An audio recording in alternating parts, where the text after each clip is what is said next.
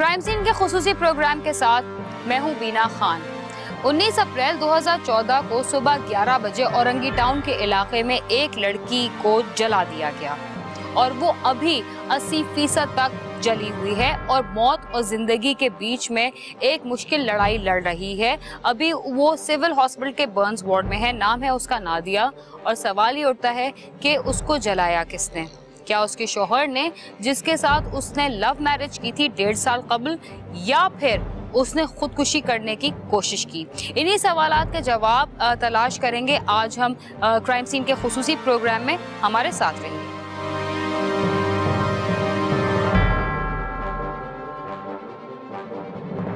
जलन की तकलीफ क्या होती है? अगर माचिस से थोड़ा सा भी आपका जिस्म का हिस्सा जले तो तकलीफ से आप चीख उठेंगे। इस लड़की का 86% पूरी बॉडी जल चुकी है। डॉक्टर से भी बात हुई और अब मैं उनकी वालिदा से बात करूंगी और उनसे पूछूंगी कि क्या हुआ था वो वाकया, वो मनहूस दिन जब उनकी बेटी को इस तरह बहिमाना तरीके से जला दिया गया। ये एक बड़ी तकलीफदेह बात है क्योंकि उनकी बेटी मौत और ज़िंदगी के बीच में गूंज रही है और उसकी जो कंडीशन है वो वाकई में ऐसी है कि बयान के बाहर है। तो माँ के दिल पे जो गुजर रही है वो आप और मैं शायद इस बात का अंदाज़ा भी नहीं लगा सकते। देखिए, नादिया की जो कंडीशन है वो मैंने देखी, जो तकलीफ़ से आप गुजर रही हैं शायद हम लोग को अंदाज़ा भी नहीं है। जो तकलीफ़ से खुद नादिया गुजर रही है वो आपको भी शायद अंदाज़ा नहीं है कितनी तकलीफ़ उसको हो रही है। हम बस ये चाहते हैं कि जिस शख्स ने ये किया है वो कैफरे किरदार तक पहुँचे।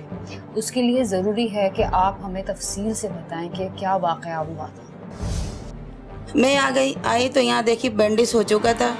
सिस्टर लोग जो है उसे बेड पे लेटा रही थी, ऑक्सीजन लगा हुआ था। ठीक है, बेहोश थी बच्ची, हम कुछ नहीं, हम रोते पीटते रह गए ना।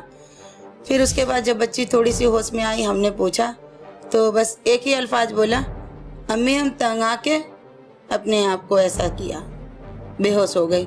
हमने कुछ नहीं किया। इसके घर वाले सारे इतनी बातें बना के, यानी कि ऐसा किया वैसा किया मिला जुला के बोल रहे हैं, लेकिन नहीं। हमें फिर हमारी जो देरानी वहाँ से आई है तो वो कह रही है उसे पता चला कि इन लोगों ने तो ऐसा किया हुआ था, इतने खून रखे हुए थे घरों में, अगर जलेगी तो फिर खून कहाँ होगा। फिर अगले दिन सुबह जो है बेटा, वो मैंने जब उसकी पट्टी खोल रही थी तो मैं सिस्टर मुझे आने नहीं दे रही थी, लेकिन फिर भी मैंने गई अंदर तो देख रही हूँ कि ये बाजू के हिस्से जो है और ये पीठ के हिस्से इसके पूरे यूं जैसे किसी ने काटा हुआ है किसी चीज़ों से, और यहाँ से जैसे कोई चील का हुआ गोश्त निकाल लेता वैसे गोश्त निकला हुआ। अस्पतालों में भी इतनी बड़ी बैंडेज में खून भरे हुए थे। तो मैं कह रही हूँ कि तुम अगर जली हो तो ये कटा कैसे है? तो बस अम्मी कुछ नहीं पूछो। 3 दिन इसी तरह रोटते पीटते गुजर गए, उसने कुछ नहीं बोला। मैंने वही देख के मैं रोती पड़ी कि मैंने कहा तुम लोगों की एक खरोच क्यों नहीं आई? अगर तुम लोग ने बचाया, इसने अगर लगाया तो तुम लोगों को किसी ने कुछ क्यों नहीं हुआ? मैं यानी कि मुसलसल हमारी बेटा 4 दिन 5 दिन से यही हालत है। फिर भाई है, देवर है, सब जो हमारी कैफियत देखना, मैंने कहा मैं मान ही नहीं सकती हूँ क्योंकि मेरी बेटी जो है इतनी सी भी कट जाता बेटा तो वो बर्दाश्त नहीं करती, वो अपने आप को कहाँ से आग लगाएगी। मैं किसी हाल में, सारे उसके ससुराल वाले बोल रहे बाजी आप मानिए वो ऐसा हुआ। मैंने कहा मैं मान ही नहीं सकती हूँ। आप लोग समुंदर में, नदी में, नाले में डूब के बोलो, मैं नहीं मान सकती। और ये शख्स, फिर मैं वहीं पे वो आया तो मैंने कहा डॉक्टर बहुत मेहरबानी होगी कि इस शख्स को यहाँ से बाहर कीजिए क्योंकि ये भरोसा के काबिल ही नहीं है। इसका क्या भरोसा कि आज ये नौबत पे ये इंतज़ार कर रहा था, हमें नहीं पता कि ये उसकी मौत का घर पे इंतज़ार कर रहा। 3 दिन के बाद फिर भाई कहने लगा, भाई और देवर, पहले भाई गए, जब उसको ज़रा सा बात करने लगी है तो भाई गया, भाई से प्यार से बात की, मैं हंसते से निकल गए तो भाई को उसने बताया। उसके बाद मेरे देवर गया तो उसको उसने बताया। फिर हम लोगों की जो है दिमाग एकदम उलट गई। तो क्यों भाई ऐसा क्यों हुआ? तो मम्मी वो उस जो चाचू की बहुत यानी कि हेली हुई है, कहने लगी उसने उन लोगों ने धमकाया कि जो तुम्हारे साथ हुआ है तो तुम्हारे बाप भाई के साथ भी हो सकता है। ये जिसकी जहाँ शादी हुई है वो आपके रिश्तेदार हैं? नहीं, हमारे कोई रिश्तेदार नहीं है बेटा। अगर इस मौजू पे भी सुनना चाहती हो तो इनके घर वाले ने रिश्ता भेजा था तो रिश्ता जब भेजा तो मैंने कहा आपके बेटा कैसे जानता है, तो कहने लगा मोबाइल पे हमारी दोस्ती हुई। ठीक है, फिर हम हमारे बताया ना भी आपसे कि देवर वहीं रहते हैं। मैंने पूछा, उन्होंने कहा इनके सारे घर वाले नफसियाती है, ना कोई कमाता है ना खाता, तो यहाँ रिश्ता। हमने साफ लफ्ज़ों में इनकार कर दिया। 10 महीने गुजर गए, हम हमारी दूसरी जगह हम अपनी बेटी का मंगनी किया, 10 महीना रहा, हमने ईदी बकरीदी हर कुछ किया।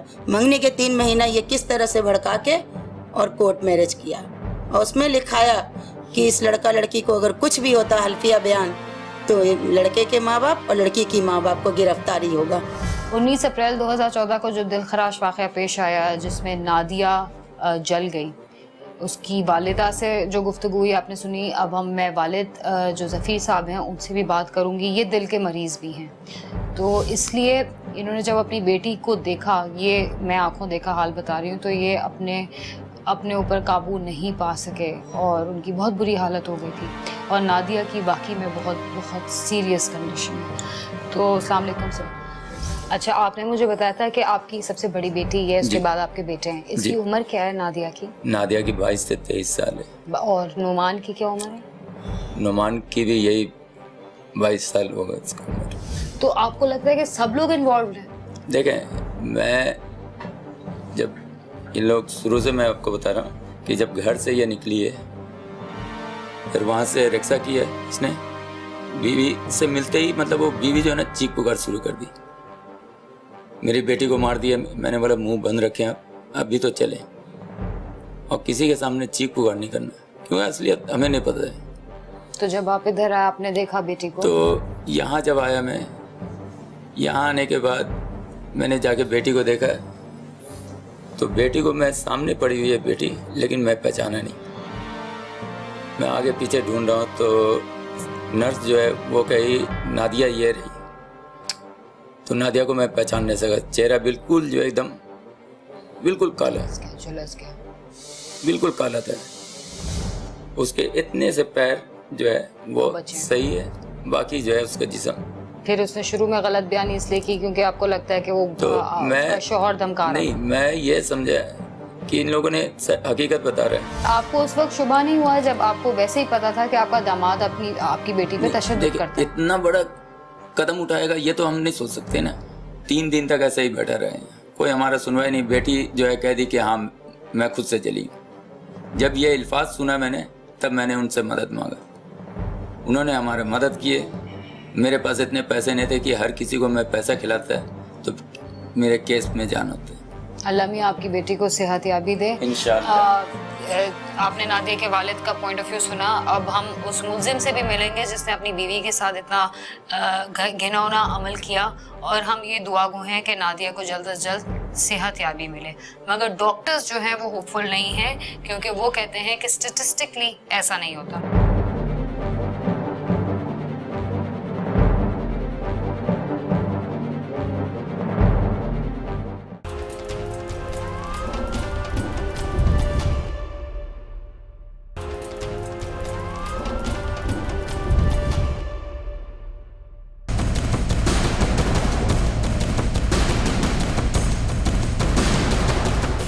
19 अप्रैल 2014 को एक घराने में एक दिलखराश वाक़या पेश आया।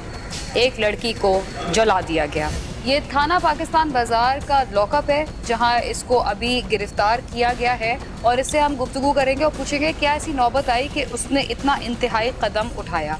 जी नौमान। मैं घर पे मौजूद नहीं था जिस वक्त ये वाक़या हुआ, और घर के पास एक शॉप है लकड़ी की, वहाँ पे मैं काम करता था। सुबह आपकी बेगम का कहना है कि आप काम करते ही नहीं थे। मैं काम करता था। ठीक, क्या काम करते थे? मैं लकड़ी का काम करता था। लकड़ी का काम करते थे। अच्छा, सुना है बहुत शक्की मिजाज भी है। शक्की मिजाज इस वजह से हूँ कि मेरी वाइफ का रहन सहन, बात ये वो वगैरह मेरे को मजबूर कर देता था शक करने पे। मुझे बताएं कि आप अपनी बीवी पे तशद्दुद करते थे? मैं अपनी बीवी पे तशद्दुद नहीं करता था। ये वाक़या होने से सुबह हुआ रात को ये हुआ था कि मतलब थोड़ी यानी कि हमारे बीच लड़ाई हो गई थी, मुँहमारी हो गई थी। मेरी वाइफ ने मुझे कुछ बोला, मैंने कुछ बोला, सही है। सुबह उठे, फिर सुबह उठने के बाद एक साथ नाश्ता किया हम दोनों ने बैठ के। नाश्ता करने के बाद मैं अपनी शॉप पे चले गए, ठीक है, जहाँ मैं काम करता था।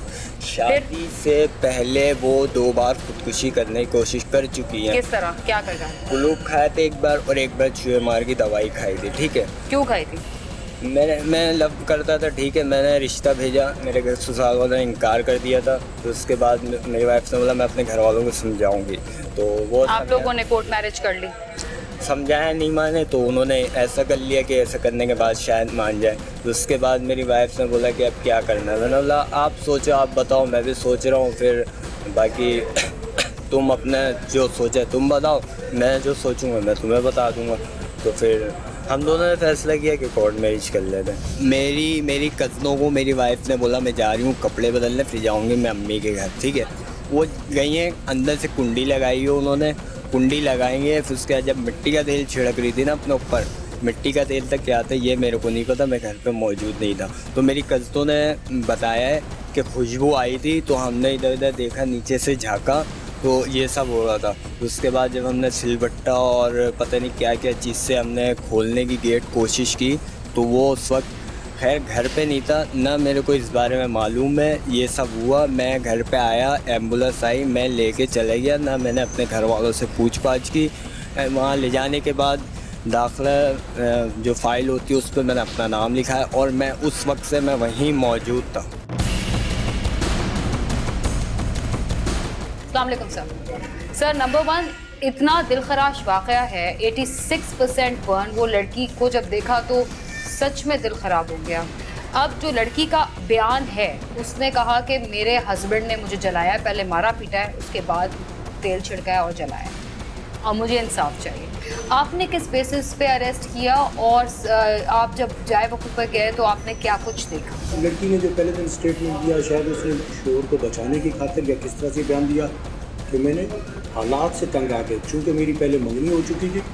मंगनी के बाद मैंने इस लड़के से लव मैरिज की। माँ बाप मेरी कहीं और शादी करना चाहते थे, जिनकी मर्ज़ी के ख़िलाफ़ मैंने इस लड़के से, नोमान से मैंने लव मैरिज की कोर्ट के ज़रिए। लव मैरिज को 1 साल कोई 7 माह हो चुके हैं। इस पीरियड के दौरान आए दिन इनके घर में लड़ाई झगड़ा चलता रहता था। लड़ाई झगड़े की जो वजह थी वो ये थी कि लड़का बेरोज़गार और कोई काम काज नहीं करता, तो जिस पे ये लड़की भी कहती थी तुम काम काज करो, वो काम नहीं करता था। जब वो इससे झगड़ा करता था अपनी बीवी से, जो कि जल चुकी है, वो बीवी जब इसके झगड़े से तंग आकर माँ बाप के घर जाती थी, जो इसके माँ बाप कहते थे कि आपने खुद अपनी मर्ज़ी से शादी की है, अब इसके अच्छे बुरे की जिम्मेदार भी तुम खुद हो, हम आपकी कोई सपोर्ट या आपकी कोई मदद नहीं करेंगे। जिससे वो माँ बाप से भी दिल बर्दाश्त होती थी। अब शोहर भी इसका बेरोज़गार था, वो भी इससे झगड़ा वगड़ा करता था। अब ये हालात वाक़यात में तो ये है कि वो जब एक इंसान अपने आप को जलाता है तो वो आखिरी मरहला होता है कि वो अपनी ज़िंदगी से क्यों तंग आ चुका। और दूसरा ये कि ये कहता है कि मैंने सुबह उसके साथ बैठ कर नाश्ता भी किया, रात को हमारा झगड़ा भी हुआ, ये दोनों के झगड़े भी चल रहे हैं। अब इसकी हम तफ्तीश भी कर रहे हैं कि आया ये रियल फैक्ट है क्या, उसने हालात से तंग आकर खुद को जलाने की कोशिश की या इसने उसको जलाया। सर एक तो सवाल उठता है कि अगर, क्योंकि जो मुलजिम ने जो बात की कि जी जब वो उनका अफेयर चल रहा था, इनकी मंगनी कहीं और हुई थी, तो 2 दफ़ा इसने खुदकुशी की, पहले भी कोशिश की। एक डरपोक इंसान, आप क्योंकि एक एक्सपीरियंस्ड पुलिस ऑफिसर है, एक डरपोक इंसान अपने आप को आग लगा सकता है या नहीं?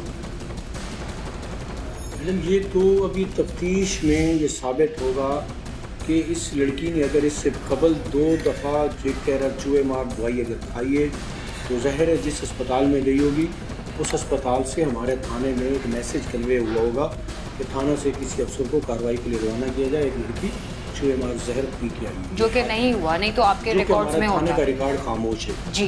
अगर इसके बाद दूसरी दफ़ा भी उसने ट्राई की, क्योंकि इसकी माँ का घर भी हमारे थाने के हद में और इस लड़के का घर भी हमारे थाने के हद में, दोनों, अगर इसकी ये बात सच होती तो वो हमारे पास कोई ना कोई आ रही हो। तो जो मजीद भी अपना रिकॉर्ड चेक कर रहे हैं, हो सकता है कोई ऐसी एंट्री आई हो तो 1.5 साल का ऐसा। तो लड़के की, अगर लड़के ने खुद नहीं भी जलाया इसको, तो भी उसकी लड़की ने जो खुदकशी का सबब तो यही शख्स बना है। तो इस पे क्या दफात लगेंगी? अभी तो उसकी FIR हमने इसके खुद को जलाने पे इसके कि जो लड़की ने स्टेटमेंट दिया है कि पहले मैंने जो स्टेटमेंट दिया था वो अपने शोहर को बचाने के लिए दिया था। अब रियल स्टेटमेंट ये कि मुझे मेरे शोहर ने जलाया है, वो जलाने पे हमने इसके खिलाफ जो एफआईआर दर्ज की। और अभी जो क्या दफात इसके ऊपर लगाएंगे और कितने देर की सजा मिलेगी? लड़की ने ये बयान दिया है कि इसने मुझे जान से मारने की नीयत से मुझे जलाया है, जो कि इक़दाम कत्ल में आता है। 324 का एफआईआर इसके खिलाफ होगी। अच्छा, और इसकी क्या पनिशमेंट है? पनिशमेंट तो अगर खुदा अल्लाह उस बच्ची को सेहत दे, अगर वो बच जाती है तो इसको अदालत अगर इसको ट्रायल करती है और केस प्रूव हो जाता है तो 10 साल। 10 साल। और खुदा ना खास्ता तो वो 302 में कन्वर्ट हो जाएगा। ये एफआईआर का जो चालान है वो 302 में कन्वर्ट हो जाएगा। ठीक है, और उसकी मैक्सिमम पनिशमेंट? जी पनिशमेंट तो देखो, कुछ लोग तो क्या करते हैं आपस में कंपनसेशन में चले जाते हैं, सुलह पे चले जाते हैं, जिससे उनकी केस छूट। अगर आइडियल सिचुएशन हो तो जो जिस हालत में अगर ये केस प्रूव हो जाता है कि इसने इसको जलाया है, पहले इस केस में तो उसको फांसी की सजा हो जानी चाहिए, उम्र कैद या फांसी।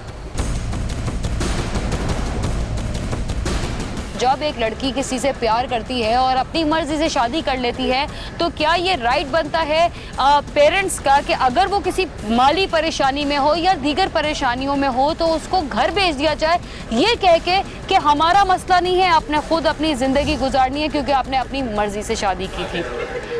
अपनी मर्जी का हक सब इंसानों के पास है जो कि 18 साल से ऊपर के हैं, मगर ये अच्छा होता है कि अपनी इखलाकी और मौशरती हुदूद में रहा जाए और माँ बाप की परमिशन के साथ ही कोई ऐसा कदम उठाया जाए। क्या नादिया ने इंतहाई कदम खुद उठाया था या फिर उसका शौहर ही उसका असल गुनहगार है? इसका सवाल अभी तक हमारे दिमाग में भी है और आप भी सोचिएगा। इसके साथ ही क्राइम सीन का खुसूसी प्रोग्राम अपने इख्तिताम को पहुंचता है। अगर आप हमसे रब्ता करना चाहते हैं तो हमारा पता है cs@sama.tv। इसके अलावा फेसबुक और ट्विटर पर भी हमसे रब्ता कर सकते हैं। बीरा खान और क्राइम सीन की टीम को इजाज़त दीजिए और देखते रहिए समा।